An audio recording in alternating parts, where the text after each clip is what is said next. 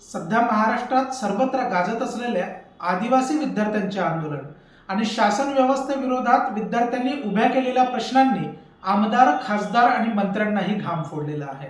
अभिव्यक्ती स्वातंत्र्यावर होणाऱ्या अन्यायाच्या विरोधात पेटून उठलेल्या विद्यार्थ्यांच्या अनेक सवालांचा रिपोर्ट या व्हिडिओच्या माध्यमातून आपण या ठिकाणी बघणार आहोत। तर नमस्कार मित्रांनो, मी बादल राज। आपण बघणार आहोत आदिवासी विद्यार्थ्यांच्या आंदोलनाचा रिपोर्ट।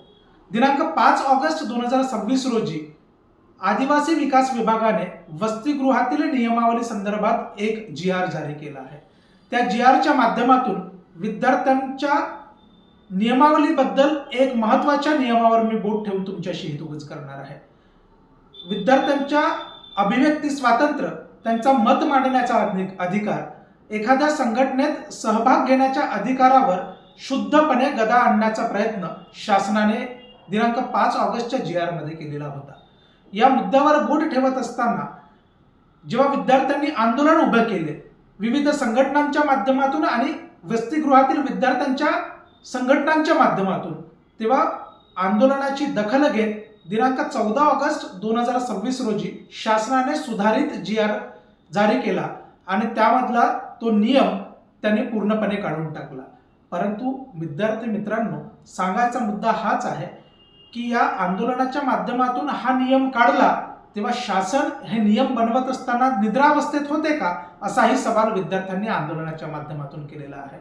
त्यानंतर दुसऱ्या मुद्द्यावर पोहोचत असताना तुम्हाला महत्त्वाची गोष्ट सांगणं गरजेचं आहे की विद्यार्थ्यांची दुसरी मागणी अशी आहे की विद्यार्थ्यांना आदिवासी वसतिगृहात शिकत असताना 5 ऑगस्टच्या GR मध्ये 26 वर्षापर्यंतच विद्यार्थ्यांना शिकता येईल अशा पद्धतीचा नियम टाकला होता। सुधारित GR मध्ये त्यांनी 30 वर्षापर्यंतची मुदत त्यांनी वसतिगृहात प्रवेशित विद्यार्थ्यांची मुदत दिलेली आहे।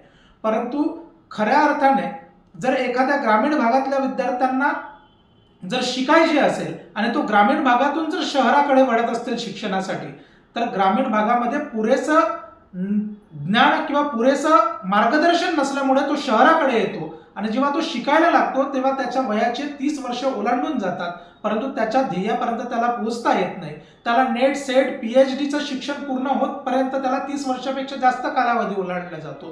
तेव्हा विद्यार्थ्यांची एकच मागणी आहे की आमच्या ध्येयापर्यंत पोहोचवण्यासाठी आम्हाला ही जाचक अट पूर्णपणे काढून टाकण्यात यावी, ही एक महत्त्वपूर्ण मागणी विद्यार्थ्यांच्या माध्यमातून शासनाला केल्या जात आहे।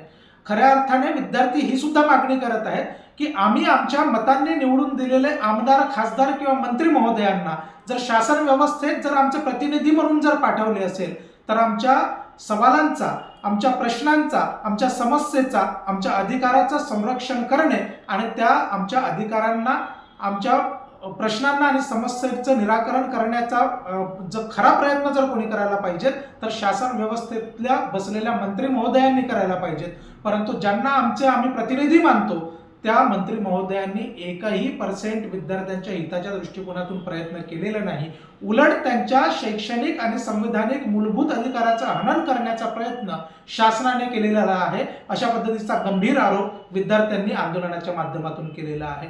तर असेच व्हिडिओ आपण या ठिकाणी बघण्यासाठी मी आपणा सर्वांना विनंती करतोय की या प्रकारच्या व्हिडिओला आपण लाईक करा, कमेंट करा, सबस्क्राईब करा आणि यानंतर भेटूया पुढच्या व्हिडिओमध्ये। तोपर्यंत नमस्कार।